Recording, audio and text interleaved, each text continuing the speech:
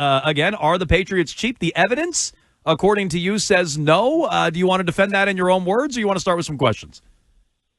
No, that's fine. I think you guys are getting lost in the weeds because I've challenged just one of the thumb-sucking things that you're going to have to lean on at all times. And the bigger point is not to really litigate the past 22 years. It's to look at what's going on right now. Yeah, they were 32nd in spending. Yes, they would take guys for 4 years, a Logan Mankins, they give him a deal, or a Vince Wilfork, they give him a deal, and then they don't want to push away from the table. They spent their money on Gronk, but eventually they had secured him to such a long-term contract, he was kicking and screaming by the end. Whether it be Talib or Revis, they would spend, but they would get out on guys. But that's part of the reason that their spending stayed so low. They wouldn't re-up guys. But again, that's relitigating something that's not really germane to what's going on right now. My observation was based on looking at the comments from Milton Williams, the comments from Jason Light regarding Chris Godwin, where one team was putting blank checks out there to try and bring Godwin in. So why are the Patriots like this now? What's changed? And what's changed is they have been so inept for so long in the draft, they don't have anybody getting to second contracts. They don't have a left tackle who they've given a massive contract with guaranteed money to. They don't have a corner. They overspent on Carlton Davis to try and burn cash.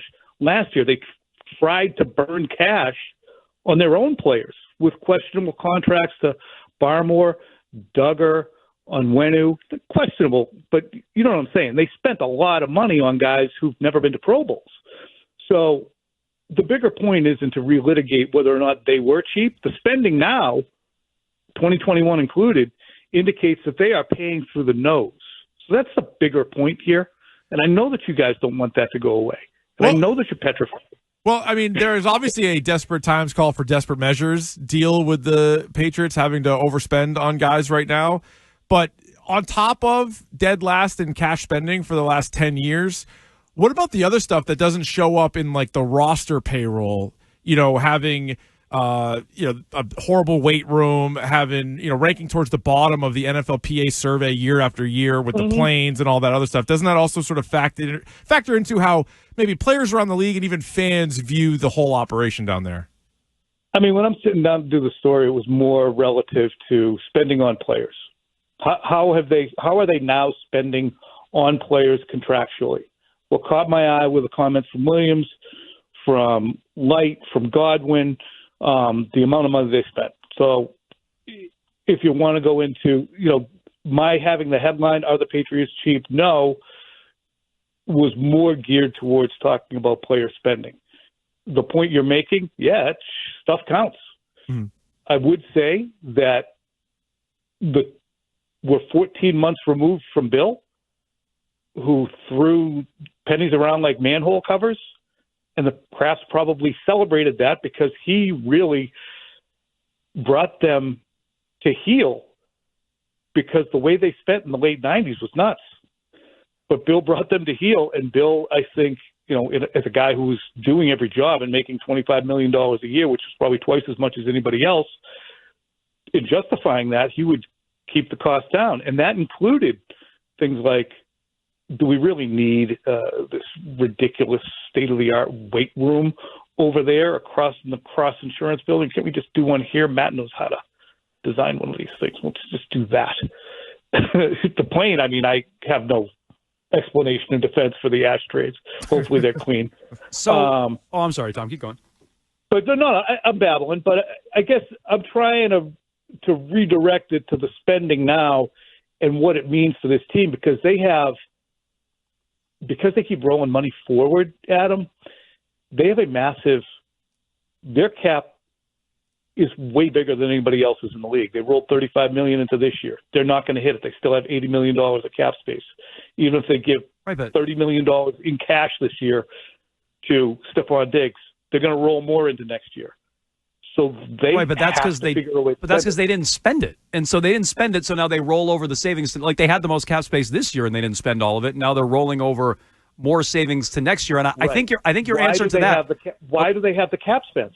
Well, you tell me. I think your answer would be guys don't want to sign here. Is that part of it? Well, because their wide receiver, N'Keal Harry, sucked. He didn't get a second contract. Their left tackle, Isaiah Wood, sucked. He didn't get a second contract. Their quarterback, Drake May, who would probably have been entering a period where he would be making money, was not good. You can name all the cornerbacks that they've signed that didn't work out. Your edge guys, all of those guys are the ones who bring in the big money, all those positions, corner, edge, left tackle, quarterback, wide receiver. Those guys are the ones who they should be paying a ton to. Bill didn't want to pay an extra $1 million for Jacoby Myers. So he brings in Juju Smith-Schuster. Juju Smith-Schuster can't play here. So he goes someplace else. Devontae Parker can't play here. So the money they should be spending on players that they acquired so that they can stay here isn't happening. That's why they literally can't spend the money. And now you got guys like... You could have spent it on Devontae Adams or Cooper Kupp or guys... there were wide receivers you could have spent on. You could have traded for DK Metcalf or Laramie Tunsil. There were guys you could have spent on. They just chose not to. Correct. And I think that they started with, and that's why they talked about option A's, B's, and C's. Their option A was Godwin, Ronnie Stanley, and Milton Williams. We're going to get these guys. They didn't do it. Then they go in on Metcalf, which Phil did a good job of reporting that never was an offer made. I kind of, in talking to you guys, made it sound more like they were never in on him. I've come to find out that they were. It was more of a DK Metcalf. They had conversations. An offer was not made. That's correct. But I've kind of been redirected from folks outside of New England. They were in on him. They were trying to make. He didn't want to come here, so they were in on these guys. But there was kind of a sliding scale. But you're right. You want those guys don't necessarily want to come here, so you have to pay through the nose to try and make it happen. And maybe even then, they still don't want to come here. So we'll see what happens with a guy like Diggs, who I think introduced himself to say, I'm not getting anything here. Why don't I just go to New England, and then I'll put a bunch of workout videos out there so that I can start to, jumpstart my market. I still feel like DK Metcalf probably didn't want to go to Pittsburgh initially and then ended up there and signing a big deal. But as for Diggs, if they don't get Stephon Diggs, was that drive by? What was the drive by there? I don't get that. What do you mean the drive by? He didn't want to go to Pittsburgh? You think he wanted to go to Pittsburgh? You said he didn't want to go to New England, so they stopped looking into him. Do you think he wanted to go to Pittsburgh? Well, if you have two on the table and you're going to make a choice between one or the other, it seems as if he would have preferred that. Yeah, but Seattle's also has to trade him. Right. And if you have two teams who are interested in dealing for him, I'd take the better contract personally, but yeah. Wouldn't you take the more money and Seattle would probably take the higher pick? Yeah, maybe they tried to do him a solid. So I don't know. And then Cooper Kupp, I was, maybe they're worried about the injury, but Cooper Kupp, if they ended up not getting traded at all, and then you could have negotiated a deal with them there and, throw him a 6th, 7th round pick, something along those lines. And then as for Diggs, do you think that's going to come down to health or money or what? Because Diggs might not have a whole list of teams lining up for him. So he could be right there for the Patriots to sign. Exactly. And that's where you have to work on that sliding scale of what will we tolerate? Not just in the what will we tolerate in our huddle, but what will we tolerate in terms of how many games will Stephon Diggs play in 2025? If he's going to play 10 games and you're paying him $15 million prorated, that's a ton of money. But also if you're looking at having to roll over $40 million in cap space after rolling over 35 this year, at some point the rubber meets the road. I guess the other aspect of this too that's interesting, guys, is the CBA says that in every 3 years, and it ends in 2026, a team has to spend at least 90% in cash of what their cap is. And I don't know where the Patriots are at the moment, but the previous time in 2021 through 2023, they spent 99.8% of their cap. Right now, they probably have a lot of work to do to get to 95%. Never mind 90. They would never spend a 90 because they'd get killed by you guys. But they have a lot of work to do. So you have to look at, shoot, we have Diggs sitting there, and we have to spend money. Do we just do it? they're pinched in is really what is going on. They're not cheap right now for a very good reason. They can't be by rule. Real quick, and we'll cut this off in a second. I think we mostly agree to disagree.